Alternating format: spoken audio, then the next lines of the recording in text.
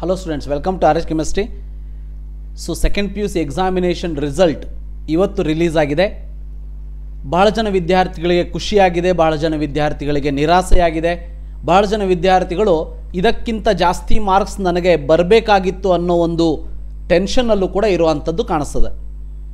So ಅಂತಹ ವಿದ್ಯಾರ್ಥಿಗಳಿಗಾಗಿ ನಿಮಗೆ ಕೊಟ್ಟಿರುವಂತಹ ಮಾರ್ಕ್ಸ್ ಮತ್ತು ನೀವು ಬರೆದಿರುವಂತಹ ಪೇಪರ್ ಸೊ ಆನ್ಸರ್ಸ್ ಏನಿದೆ ಸೊ ಅದು ಬಹಳ ಡಿಫರೆನ್ಸ್ ಅಂತ ಅನಿಸಿದರೆ ಫಸ್ಟ್ ಏನು ಮಾಡಬೇಕು ಅಂದರೆ ನೀವು ಸ್ಕ್ಯಾನ್ ಪ್ರತಿಯನ್ನು ಪಡೆಯೋದಕ್ಕೆ ಅಪ್ಲಿಕೇಶನನ್ನು ಹಾಕಬೇಕು. ಸ್ಕ್ಯಾನ್ಡ್ ಕಾಪಿಯನ್ನು ತೊಗೊಂಡು ಅಂದರೆ ಜೆರಾಕ್ಸನ್ನು ತೊಗೊಂಡಾದಮೇಲೆ ಅದನ್ನು ನಿಮ್ಮ ಟೀಚರ್ಸಿಗೆ ತೋರಿಸ್ಬಿಟ್ಟು ಅವರೇನಾದರೂ ನಿಮಗೆ ಮಾರ್ಕ್ಸ್ ಬರ್ತದ ವ್ಯಾಲ್ಯೂಯೇಷನ್ ಹಾಕಿ ಅಂತ ಅಂದರೆ you can go for revaluation and ರೀಟೋಟ್ಲಿಂಗ್.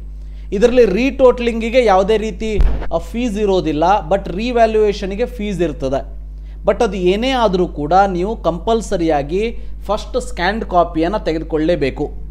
So ಮೊದಲು ಡೇಟ್ಸನ್ನು ನೋಡಬೇಡಂತೆ. ಸ್ಕ್ಯಾನ್ಡ್ ಕಾಪಿಯನ್ನು ತೆಗೆದುಕೊಳ್ಳೋದಕ್ಕೆ ಅಪ್ಲಿಕೇಶನನ್ನು ಹಾಕೋದಕ್ಕೆ 10ನೇ ತಾರೀಕಿನಿಂದ 16ನೇ ತಾರೀಕಿನವರೆಗೆ ಟೈಮನ್ನು ಕೊಟ್ಟಿದ್ದಾರೆ.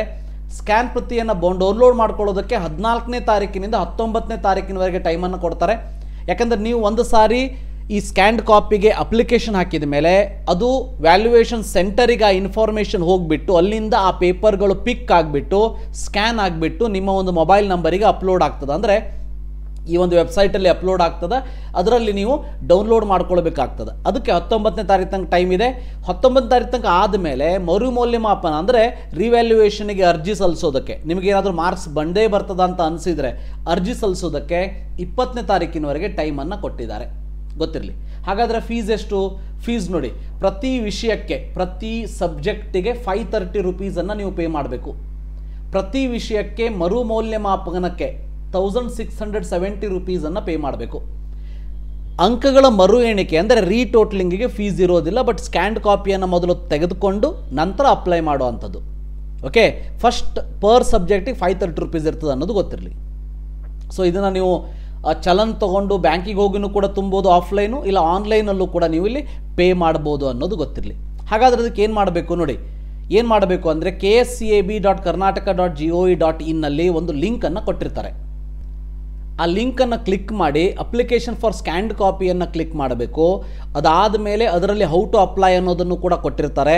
ಸೊ ಈ ಒಂದು KSCAB ವೆಬ್ಸೈಟ್ ಏನಿದೆ ಅದು ಓಪನ್ ಆಗ್ತಾ ಇಲ್ಲ. ನಾನು ನಿಮಗೆ ಇಲ್ಲಿ ತೋರಿಸ್ತೀನಿ. ಸೊ ನಾನು ಇಲ್ಲಿ ಬೆಳಗ್ಗೆಯಿಂದ ಟ್ರೈ ಮಾಡ್ತಾ ಇದ್ದೀನಿ, ಬಟ್ KSCAB ವೆಬ್ಸೈಟ್ ಓಪನ್ ಆಯ್ತು. ಈಗ ನೋಡಿ ಇಲ್ಲಿ ತೋರಿಸ್ತಾ ಹೋಗ್ತೀನಿ. So click here to register ಅಂತ ಇದೆ, register for improvement and retotalling ಅಂತ ಇದೆ. ಹೌದಾ? ಅಲ್ಲಿ ನೋಡಿ, ಇಲ್ಲಿ ಕ್ಲಿಕ್ ಹಿಯರ್ ಟು ರಿಜಿಸ್ಟರ್ ನೋಡಿ ಎಲ್ಲಿರ್ತದೆ ಅಂತಂದರೆ ಈ ರೀತಿ ಇಲ್ಲಿ ಸ್ಕ್ರೋಲ್ ಡೌನ್ ಆಗ್ತಾ ಇರ್ತದೆ. ಸೊ ಇಲ್ಲಿ click here to apply for improvement and repeaters ಅಂತ ಇದೆ. Click here to apply for online application ಅಂತ ಇದೆ. ಸೊ ಇಂಪ್ರೂವ್ಮೆಂಟ್ ರಿಪೀಟರ್ಸ್ ಅದು ನೆಕ್ಸ್ಟ್ ಪಾರ್ಟ್, ಅದು ನಾನು ಮುಂದಿನ ವಿಡಿಯೋದಲ್ಲಿ ಹೇಳ್ತೀನಿ. So click here for online application ಅಂತ ಇದೆ, ಇದ್ರ ಮೇಲೆ ಕ್ಲಿಕ್ ಮಾಡಿ. ಕ್ಲಿಕ್ ಮಾಡಿದ ಮೇಲೆ ಈ ರೀತಿ ಸ್ಟಾರ್ಟಿಂಗ್ ಡೇಟು ಎಂಡ್ ಡೇಟ್ ಎಲ್ಲ ಇರ್ತದೆ. ಇಲ್ಲಿ ಅಪ್ಲಿಕೇಶನ್ ಸ್ಟೇಟಸ್ ನೀವು ಅಪ್ಲಿಕೇಶನ್ ಆದಮೇಲೆ ಇರ್ತದೆ ಇದು. ಸೊ ಹೌ ಟು ಅಪ್ಲೈಯನ್ನು ನೋಡ್ಕೊಳ್ಳಿ. ಅಪ್ಲೈ ಹಿಯರ್ ಅಂತ ಇದೆ, ಅದರ ಮೇಲೆ ಕ್ಲಿಕ್ ಮಾಡಬೇಕು. ಅಪ್ಲಿಕೇಶನ್ ಸ್ಟೇಟಸನ್ನು ನೀವು ನೋಡ್ಕೊಳ್ಬೋದು. ಮೌಲ್ಯಮಾಪಕನ ಅಂದರೆ ಈ ಒಂದು ರಿವ್ಯಾಲ್ಯೂಯೇಷನ್ ಹಾಕಿದ ಮೇಲೂ ಕೂಡ ನೀವು ಕಾಂಟ್ಯಾಕ್ಟ್ ಮಾಡ್ಬೋದು. ಇಲ್ಲಿ ಆನ್ಲೈನ್ ಅಪ್ಲಿಕೇಶನ್ ಅಂತ ಇದೆ, ಇದರ ಮೇಲೆ ಕ್ಲಿಕ್ ಮಾಡಿ. ಕ್ಲಿಕ್ ಮಾಡಿದ ಮೇಲೆ ಅಪ್ಲಿಕೇಶನ್ ಫಾರ್ ಸ್ಕ್ಯಾನ್ಡ್ ಕಾಪಿ ಅಂತ ಇದರ ಮೇಲೆ ಕ್ಲಿಕ್ ಮಾಡಿ. ಇದರಲ್ಲಿ ನೀವು ನಿಮ್ಮ ರಿಜಿಸ್ಟರ್ ನಂಬರನ್ನು ಹಾಕಬೇಕು. 2024 ಏನು ಸ್ಟಾರ್ಟ್ ಆಗ್ತದೆ ಆ ರಿಜಿಸ್ಟರ್ ನಂಬರ್ನ ಇಲ್ಲಿ ಹಾಕಬೇಕು. ಇಲ್ಲಿ ಪ್ರಸಕ್ತ ವರ್ಷ 2023 ಅಂತಲೂ ತೋರಿಸ್ತಾ ಇದೆ, ಅಂದರೆ ಈ ವರ್ಷಕ್ಕೆ ಇನ್ನೂ ಇದು ಅಪ್ಡೇಟ್ ಆಗಿಲ್ಲ. ಮೇ ಬಿ ಇಲ್ಲಿ ನಿಮ್ಮ ರಿಜಿಸ್ಟರ್ ನಂಬರ್ ಹಾಕಿದ ಮೇಲೆ ಇಲ್ಲಿ ಎಲ್ಲ ಡೀಟೇಲ್ಸ್ ಬರ್ತದೋ ಇಲ್ಲೋ ಚೆಕ್ ಮಾಡ್ಕೊಳ್ಳಿ. ಸೊ ಚೆಕ್ ಮಾಡಿದ ಮೇಲೆ ಇಲ್ಲಿ ಮುಂದೆ ಬರ್ತದೆ, ಇಲ್ಲಿ ಅಪ್ಲೈ ಅಂತೇಳಿ ಇಲ್ಲೆಲ್ಲ ಇನ್ಫಾರ್ಮೇಷನ್ ಬರ್ತದೆ.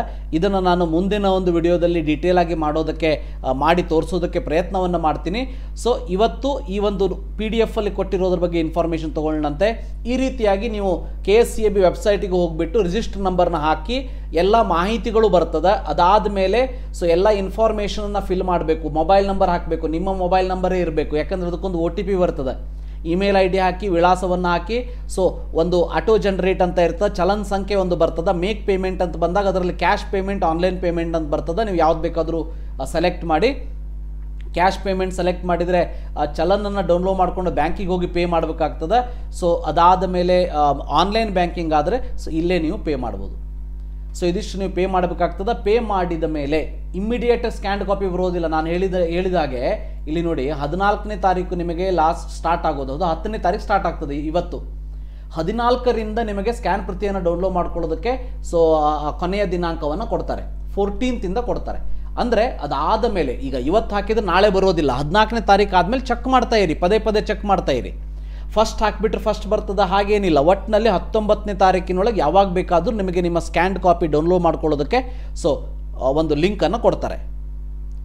ಅದನ್ನು ಕೂಡ ನಿಮಗೆ ಈ ವೆಬ್ಸೈಟ್ನಲ್ಲೇ ಕೊಡ್ತಾರೆ.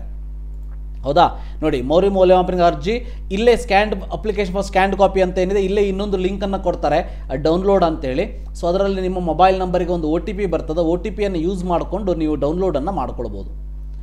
ಅದಾದಮೇಲೆ ಡೌನ್ಲೋಡನ್ನು ಮಾಡ್ಕೊಂಡು ನೋಡಿ ಇಲ್ಲಿದೆ ಸ್ಕ್ಯಾನ್ಡ್ ಕಾಪಿಯನ್ನು ಡೌನ್ಲೋಡ್ ಮಾಡ್ಕೊಳ್ಬೇಕಾದ್ರೆ ಏನು ಮಾಡಬೇಕು, ಸೊ ಸ್ಕ್ಯಾನ್ಡ್ ಕಾಪಿಗಾಗಿ ಇರುವಂಥ ಚಲನ್ ಸಂಖ್ಯೆ ನಿಮಗೇನು ಬಂದಿರ್ತದೆ ಚಲನ್ ನಂಬರ್ ಅದನ್ನು ಎಂಟರ್ ಮಾಡಿ. ಸೊ ಅದಾದಮೇಲೆ OTP ಬರ್ತದೆ, OTPಯನ್ನು ಹಾಕಿದ ಮೇಲೆ ನೀವು ಡೌನ್ಲೋಡ್ ಮಾಡ್ಕೊಳ್ಬೋದು. ಅದನ್ನು ಟೀಚರ್ಸಿಗೆ ತೋರಿಸಿದ ಮೇಲೆ 20ನೇ ತಾರೀಕು ಒಳಗಡೆಗೆ ರೀಟೋಟ್ಲಿಂಗ್ ಇರ್ಬೋದು ಅಥವಾ ರಿವ್ಯಾಲ್ಯೂಯೇಷನ್ಗೆ ಅಪ್ಲಿಕೇಶನನ್ನು ಹಾಕಬೇಕು. ಸೊ ಇದಿಷ್ಟು ಇಂಪಾರ್ಟೆಂಟ್ ಇನ್ಫಾರ್ಮೇಷನ್ ರಿವ್ಯಾಲ್ಯೂಯೇಷನ್ ರೀಟೋಟ್ಲಿಂಗ್ ಹಾಕಬೇಕಾಗಿರುವಂಥದ್ದು. ಸೊ ಈ ಒಂದು ರಿವ್ಯಾಲ್ಯೂಯೇಷನ್ ರೀಟೋಟ್ಲಿಂಗ್ ಏನಿದೆ ಇದರಲ್ಲಿ ಒಂದು ಇಂಪಾರ್ಟೆಂಟ್ ಪಾಯಿಂಟನ್ನು ವಿದ್ಯಾರ್ಥಿಗಳು ಏನು ತಿಳ್ಕೊಳ್ಬೇಕು ಅಂತ ಅಂದರೆ, ಸುಮ್ಮನೆ ನೀವು ಚೆಕ್ ಮಾಡ್ದೇನೆ ಸ್ಕ್ಯಾನ್ಡ್ ಕಾಪಿ ತೊಗೊಂಡು ಚೆಕ್ ಮಾಡ್ದೇನೆ ನೀವೇನಾದರೂ